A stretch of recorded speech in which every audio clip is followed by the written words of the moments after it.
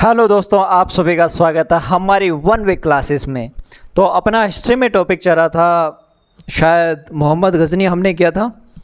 आपसे एक दो क्वेश्चन पूछ लेता हूँ, फिर आगे मोहम्मद गोरी शुरू करते हैं। ठीक है। भारत पर पहला तुर्क आक्रमण किसने किया? बताओ।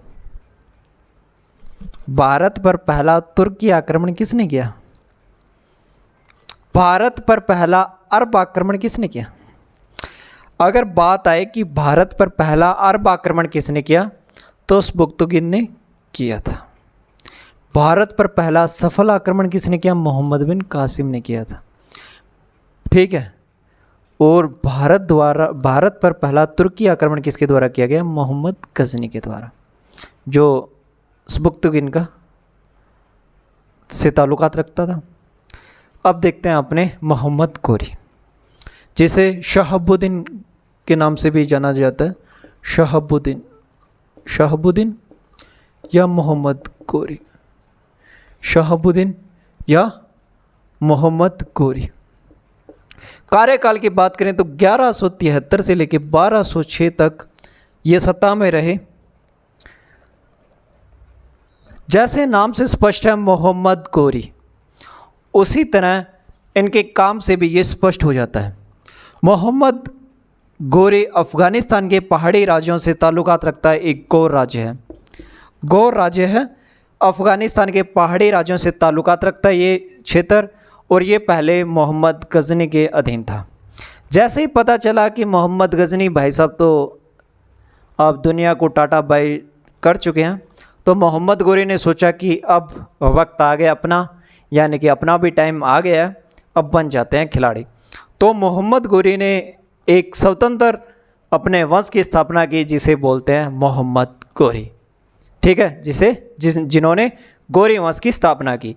और इन्होंने सबसे पहला अटैक खुर्सान में किया। खुर्सान में अटैक करने के बाद ये बने शहाबुद्दीन गोरी। खुर्सान जीतने के बाद इनकी आंखों में सपने आए विश्व विजेता के, और इन्होंने अपना पहला अटैक किया। कब? इन्होंने अपना पहला अटैक 1175 में मुल्तान पर किया। 1175 में मुल्तान पर किया। मुल्तान उस वक्त कामरथी जातियों के पास था। कामरथी जातियों के पास था। एक जाति है, एक स्पेशल जाति है, जैसे कामरथ जातियाँ बोलते हैं। कामरथ जातियों के पास था, और यहाँ पर कौन जीता? मोहम्मद गोरी जीता। पहला युद्ध ये कब करता है? 1175 में। किसके खिलाफ करता है? मुल्तान के खिलाफ। मुल्तान पर उस वक्त अधिकार किसका था? कामरथी जातियों का। और उनको हराकर मोहम्मद गोरी अपनी जीत हासिल करता है। दूसरा 1178 में ये करता है पाटन गुजरात में। गुजरात उस वक्त किसके पास था? भीम सिंह द्वितीय के पास। और भीम सिंह द्वितीय मोहम्मद गोरी को हराता है। अभी तक सिर्फ हमने दो युद्ध देखे हैं। पहला युद्ध 1175, दूसरा युद्ध 1178। 1178 कहाँ अटैक करता है? ये पाटन गुजरात में करता है। उस वक्त गुजरात किसके अधीन था? भीम सिंह द्वितीय के अधीन था। और इस युद्ध में कौन हारता है? मोहम्मद गोरी हारता है। 1178 में हारने के बाद मोहम्मद गोरी चैन से नहीं बैठता, और लगभग 1188 में बठिंडा पर अपना आक्रमण करता है, और बठिंडे के किले पर अपना राजस्व स्थापित करने के लिए वहाँ पर आक्रमण करता है। कहाँ पर? 1188 में। 1188 में बठिंडा पर अपना आक्रमण करता है। 1188 पर कहाँ अटैक करता है? बठिंडा के किले पर। बठिंडा के किले पर। बठिंडा उस वक्त किसके अधीन था? पृथ्वीराज के अधीन। किसके अधीन था? पृथ्वीराज के अधीन था। जब 1188 में मोहम्मद गोरी बठिंडा किले पर आक्रमण करता है और अपने राजस्व को स्थापित करता है, उसी वक्त जब पृथ्वीराज चौहान को इस बात का पता चलता है, तो पृथ्वीराज चौहान डटकर सामना करते हैं, और इस छोटे से मुठभेड़ के बाद एक युद्ध होता है जो इतिहास में बड़े सुनहरे पन्नों से लिखा गया, जिसे बोलते हैं त्राइन का प्रथम युद्ध। त्राइन का प्रथम युद्ध, त्राइन का प्रथम युद्ध कब हुआ? 1191 में। त्राइन का प्रथम युद्ध मोहम्मद गोरी और पृथ्वीराज चौहान के बीच में हुआ। ये युद्ध किन किन के द्वारा लड़ा गया? ये युद्ध लड़ा गया पृथ्वीराज चौहान और दिल्ली के शासक थे उस वक्त गोविंद राय, दिल्ली के शासक गोविंद राय, और उनके सेनापति, इनके सेनापति थे पृथ्वीराज चौहान के खंडेराव। इनके मध्य ये युद्ध लड़ा गया और इस युद्ध में पृथ्वीराज चौहान जीते थे, मोहम्मद गोरी हार गए थे, क्योंकि मोहम्मद गोरी उस तरह की रणनीति नहीं लेके गए थे। इस युद्ध के बाद लगभग 1 साल बाद या कुछ वक्त बाद मोहम्मद गोरी अपनी हार को सहन नहीं कर पाए और एक युद्ध किया जिसे बोलते हैं 1192 त्राइन का द्वितीय युद्ध। और ये युद्ध वो था जहाँ पर अपने ही खून ने गद्दारी की और हमारी भूमि के महान योद्धा पृथ्वीराज चौहान मौत के घाट उतरे। त्राइन का द्वितीय युद्ध 1192 में हुआ और इस युद्ध में बोला जाता है कि मोहम्मद गोरी लगभग 1,20,22 हज़ार की सेना लेके गए थे और मोहम्मद गोरी ने अपना एक दूत था जिसका नाम था लाहौर का एक दूत था क़याम उल मुल्क। कौन था? क़याम उल मुल्क। त्राइन के द्वितीय युद्ध की बात करते हैं। त्राइन का द्वितीय युद्ध 1192। ठीक है, ये मोहम्मद गोरी का एक दूत था लाहौर का क़याम उल मुल्क।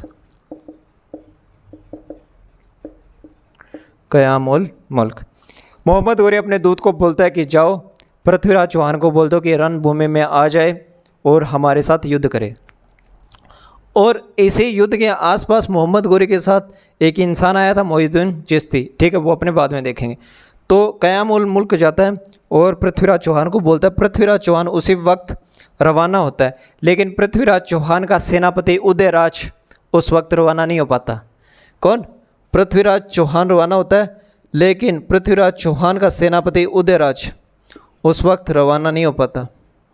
और इस युद्ध में जो खास पृथ्वीराज चौहान के मंत्री थे सोमेश्वर और प्रताप सिंह, ये क्या करते हैं?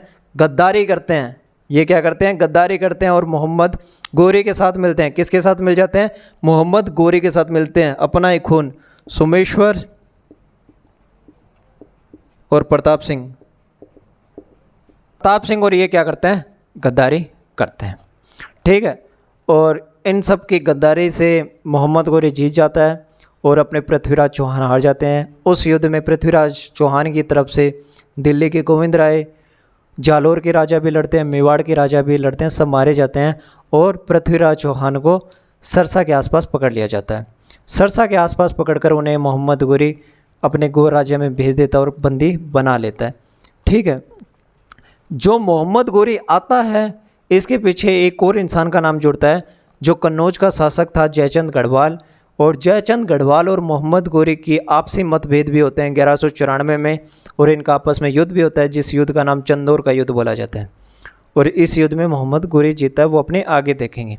अब कुछ इतिहासकार जयचंद गढ़वाल का नाम क्यों लेते हैं, ये सबसे पहले समझने की कोशिश करना। जयचंद गढ़वाल कन्नौज का एक राजा था और पृथ्वीराज चौहान और कन्नौज के राजा के आपस में सीमा साझा को लेकर वाद विवाद चलता था। और उस वक्त पृथ्वीराज चौहान अपने विजय का परचम लहरा रहे थे, क्योंकि पृथ्वीराज चौहान के पास एक अलग सी विधि थी, शबद बाण भेद विधि। ये हर किसी को नहीं आती थी पहले, आज भी नहीं आती, पहले तो और ही बात थी। तो कन्नौज के शासक जयचंद गढ़वाल की एक बेटी थी संयोगिता दिखने में काफ़ी सुंदर थी और वैसे भी अपने पृथ्वीराज चौहान काफ़ी बलशाली थे, तेजस्वी थे।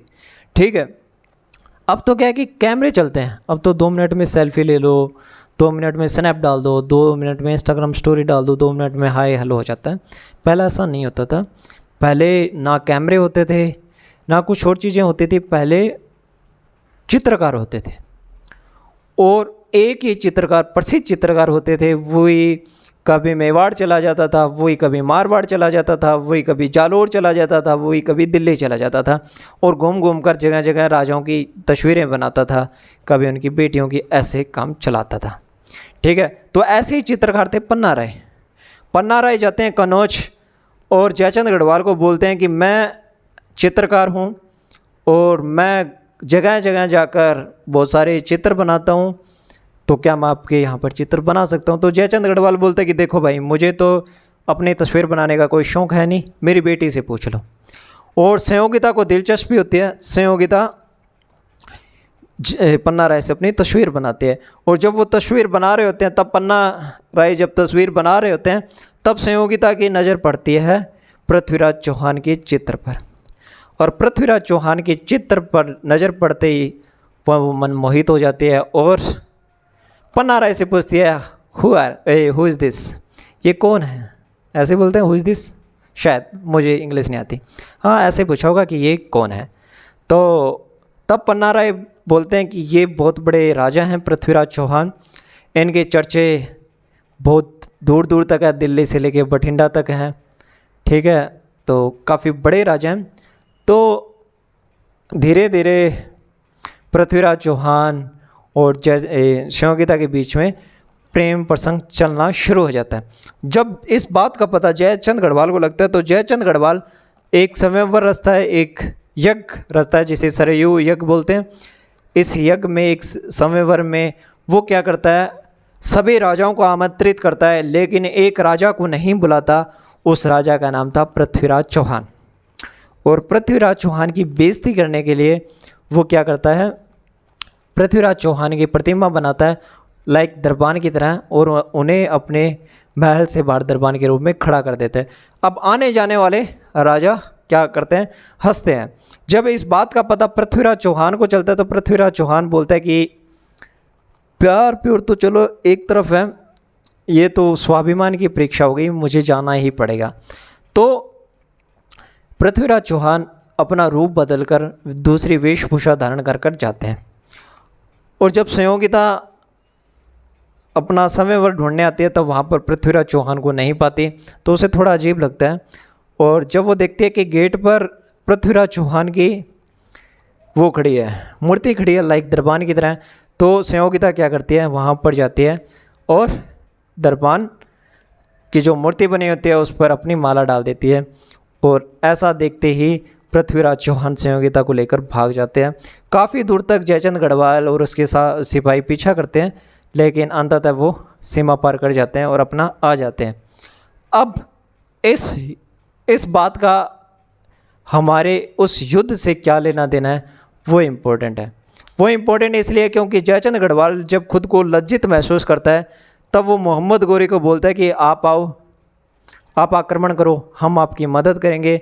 जब आप जीत जाओ तब आप हमें कोई भी छोटा मोटा राज्य सौंप देना, हमें मंजूर है।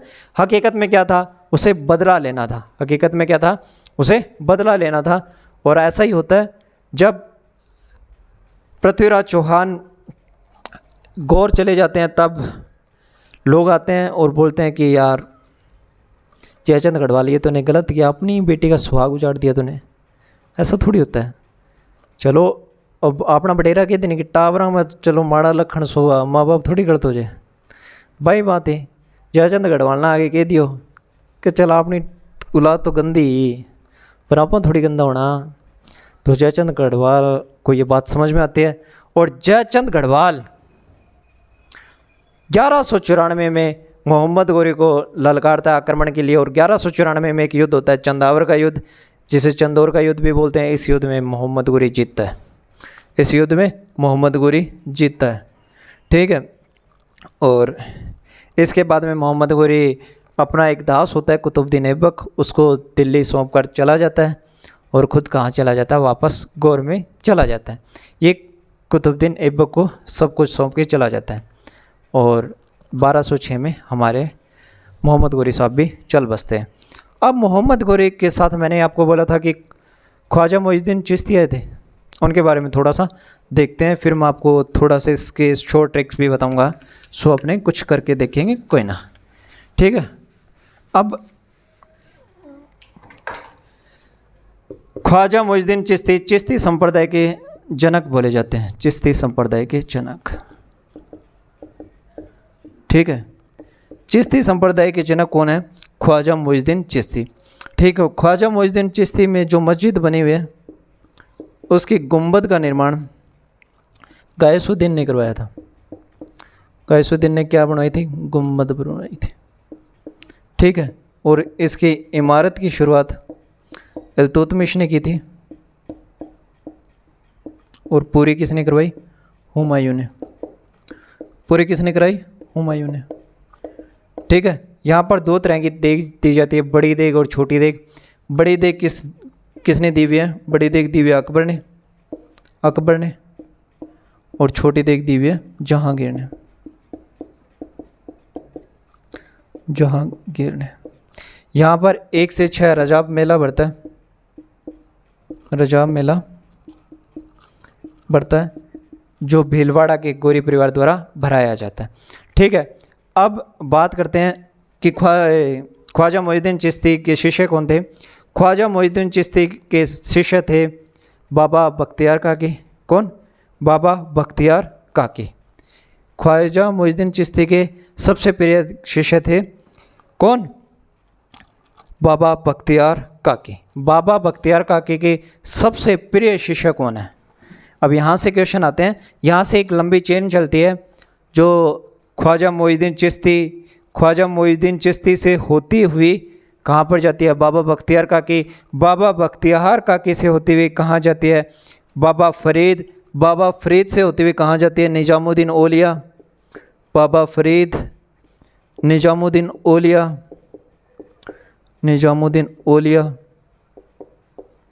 और निजामुद्दीन औलिया के बाद में अमीर खुसरो।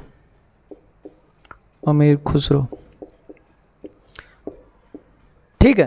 ख्वाजा मोइनुद्दीन चिश्ती के शिष्यों की बात करें तो पहला शिष्य बाबा बख्तियार काकी, बाबा बख्तियार काकी का शिष्य बाबा फरीद का निजामुद्दीन औलिया का सबसे प्रिय शिष्य कौन था? अमीर खुसरो। ये ख्वाजा मोइनुद्दीन चिश्ती के बारे में था। अब एक क्वेश्चन ये भी आता है, मतलब क्वेश्चन तो क्या आता है, काफ़ी इतिहासकार ये बोलते हैं कि मोहम्मद गोरे की मृत्यु किसने की? तो हमारे पृथ्वीराज चौहान ने की। और ये चंद्र बरदाई लिखते हैं, चंद्र बरदाई बोलते हैं कि जब मुझे पता लगा कि हमारे स्वाभिमान के राजा पृथ्वीराज चौहान गौर के जेल में कैद है, तो मैं गया उनके पास। मैं गया और मैंने जाकर देखा कि पृथ्वीराज चौहान के पास आंखें नहीं हैं। और जब मैंने वहाँ के सैनिकों से पूछा तो वहाँ के सैनिक बोले कि मोहम्मद गोरे ने आते ही पृथ्वीराज चौहान को बोला था कि अपनी आंखें नीचे कर ले, मैं तेरे को छोड़ दूंगा। और पृथ्वीराज चौहान स्वाभिमान के चलते हुए अपनी आंखें नीचे नहीं करते हैं। और ये माजरा देखकर, ये मंजर देखकर मोहम्मद गोरे क्या करवाते हैं? उनकी आंखें फुड़वा देते हैं। अब इस बात का जब पता हमारे चंद्र बरदाई को लगता है तो चंद्र बरदाई बोलता है कि मैं मोहम्मद गोरी को बुलाता हूँ और मैं बोलता हूँ कि मुझे मोहम्मद गोरी से मिलना है। और मैं मोहम्मद गोरी के सामने एक प्रस्ताव रखता हूँ कि हमारे राजा साहब को शब्द बाण भेद विधि आती है। इसका मतलब कि वो आँख पर पट्टी बांधकर सिर्फ शब्दों को सुनकर किसी का भी वध कर सकते हैं। अब मोहम्मद गोरी ने ऐसी विधि सुनी नहीं होती तो मोहम्मद गोरी को लगता है कि ये क्या ही कर लेगा, कितना झूठ बोलेगा। तो चंद्र बरदाई के कहने पर मोहम्मद गोरी बोलता है कि चल, तुझे दिया मौका और तू दिखा दे करतब। तो 4-5 दिन आगे की डेट रख लेते हैं वो। फिर चंद्र बरदाई जाता है पृथ्वीराज चौहान के पास, बोलता है कि पृथ्वीराज चौहान, मैं एक दोहा बोलूँगा। चंद्र बरदाई एक बहुत बड़ा कवि है जिनकी पृथ्वीराज रासो भी लिखी हुई है, बहुत सारी बुकें लिखी हुई हैं।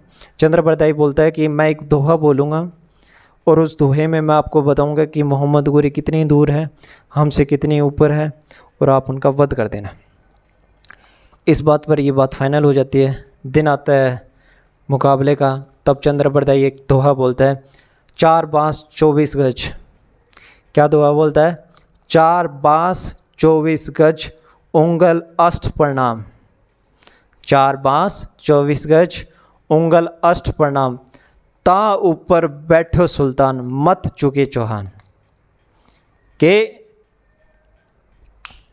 वो इस दोहे के माध्यम से पृथ्वीराज चौहान को बताता है कि राजा कहाँ बैठा है। 4 बांस 24 गज उंगल अष्ट प्रणाम, ता ऊपर बैठे हो सुल्तान मत चुकिए चौहान। इस तरह से एक दोहा बोलता है और पृथ्वीराज चौहान उस दोहे का अनुसरण करते हुए अटैक करते हैं और मोहम्मद गोरी मर जाता है। ये चंद्रबरदाई अपने एक ग्रंथ में लिखते हैं। कुछ इतिहासकार बोलते हैं कि वो सिंध नदी के, यमुना नदी के आसपास मर गए थे। कौन? मोहम्मद गोरी, और उनकी कब्र भी वहीं बनी हुई है। जबकि कुछ इतिहासकार बोलते हैं कि वो नहीं, मोहम्मद गोरी अपने गो राज्य में जाके मरा था। इस तरह की बहुत सारे अलग अलग बातें हैं, अपने से रिलेट नहीं करती। अपने से रिलेट सिर्फ 7 बातें करती है। मैं आपको बता देता हूँ। भारत में मुस्लिम का वास्तविक संस्थापक मोहम्मद गोरी। मोहम्मद गोरी के भारत पर आक्रमण की बात करें तो सबसे पहले 1175 मुल्तान पर, मुल्तान उस वक्त कामरथी जातियों के पास था। 1178 भीम सिंह द्वितीय, जिसमें मोहम्मद गोरी हारा। 1191 तराइन का पहला युद्ध जो पृथ्वीराज चौहान और मोहम्मद गोरी के बीच में होता है, जिसमें पृथ्वीराज चौहान जीतते हैं।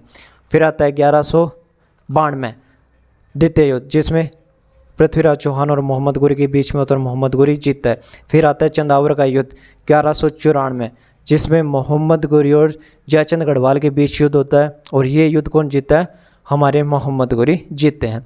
इसके बाद में क्वेश्चन आता है कि ख्वाजा मोइनुद्दीन चिश्ती को कौन लेके आया भारत में? मोहम्मद गोरी। मोहम्मद गोरी ख्वाजा मोइनुद्दीन चिश्ती को लेके आए। इस पर फिर क्वेश्चन आता है कि इस ख्वाजा मोइनुद्दीन चिश्ती की मस्जिद का निर्माण गुम्बद का निर्माण किसने करवाया? गैसुद्दीन ने। गैसुद्दीन के बाद में क्वेश्चन आता है कि इनकी इमारत की शुरुआत किसने की थी? ठीक है, तो इल्तुतमिश ने। इनकी मस्जिद का जो भी कार्य था वो पूर्ण किसने करवाया? हुमायूं ने। इसके बाद में क्वेश्चन आता है, बड़ी देह किसने दी थी? अकबर ने। छोटी देह किसने दी थी? जहांगीर ने। ये मुस्लिमों का सबसे पवित्र स्थान माना जाता है। 1 से 6 रजाब मेला भरता है। ये भीलवाड़ा की गौर परिवार द्वारा भरा जाता है। फिर क्या शिष्यों का क्रम पूछ लिया जाता है? ख्वाजा मोइनुद्दीन का प्रिय शिष्य बाबा बख्तियार काकी। बाबा बख्तियार काकी का प्रिय शिष्य बाबा फरीद का प्रिय शिष्य निजामुद्दीन औलिया का प्रिय शिष्य अमीर खुसरो। बस मोहम्मद गोरी इतना ही है। अब मोहम्मद गोरी जिस दास को छोड़ के जाता है, कुतुबुद्दीन ऐबक 1206।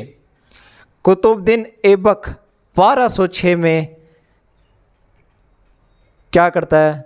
कुतुबुद्दीन ऐबक को ये दिल्ली सौंप के जाता है, लेकिन दिल्ली कुतुबुद्दीन ऐबक के हाथों से थोड़े वक्त के लिए छीन ली जाती है और कुतुबुद्दीन ऐबक अजमेर पर अपना राज चलाता है और कुतुबुद्दीन ऐबक धीरे धीरे गुलाम वंश की स्थापना करता है। कुतुबुद्दीन ऐबक इकलौता ऐसा राजा है जो दिल्ली की गद्दी पर बैठा है, लेकिन कभी भी खुद को राजा नहीं बोलने दिया, क्योंकि वो मानता था कि मैं गुलाम था किसका? मोहम्मद गोरी का। और इसी बात को ध्यान में रखते हुए कुतुबुद्दीन ऐबक गुलाम वंश की स्थापना करता है और यहाँ से अपना सल्तनत काल शुरू हो जाता है। सबको पता है कुतुबुद्दीन ऐबक से शुरू होता है और ये आगे जाके मुग़ल डायनेसिटी पे ख़त्म हो जाता है। मुग़लों से फिर अंग्रेज़ पे आ जाते हैं, फिर वहाँ से अपने ख़त्म कर ही देते हैं, आपको भी पता है। ठीक है, तो आज के लिए इतना काफ़ी है। आधे घंटे की क्लास हो गई है। कल अपने सल्तनत काल पढ़ेंगे। सल्तनत काल में पहला गुलाम वंश पढ़ेंगे। गुलाम वंश कहाँ से शुरू करेंगे? कुतुबुद्दीन ऐबक से शुरू करेंगे और यहाँ पर ही यहाँ पर कल से अपने आगे देखेंगे। ठीक है, आज के लिए इतना ही था। पढ़ो, कोई भी डाउट हो, कोई भी क्वेश्चन हो आपका, या कोई भी चीज़ समझ में नहीं आ रही है, कमेंट करो, मैं आपको बताऊंगा। अगर वीडियो अच्छी लगी हो तो लाइक करो, चैनल को सब्सक्राइब करो। धीरे धीरे हमारे चैनल पे सभी सब्जेक्ट की क्लास आएगी। अभी आप देख रहे हो कि सिर्फ साइंस और हिस्ट्री की आ रही है, 1-2 दिन में मैथ की भी क्लासें आने लग जाएगी। ठीक है, धीरे धीरे हम कोशिशें किए जा रहे हैं। ठीक है, थोड़ा साथ आप भी दीजिए। थैंक यू, धन्यवाद, जय श्री राम।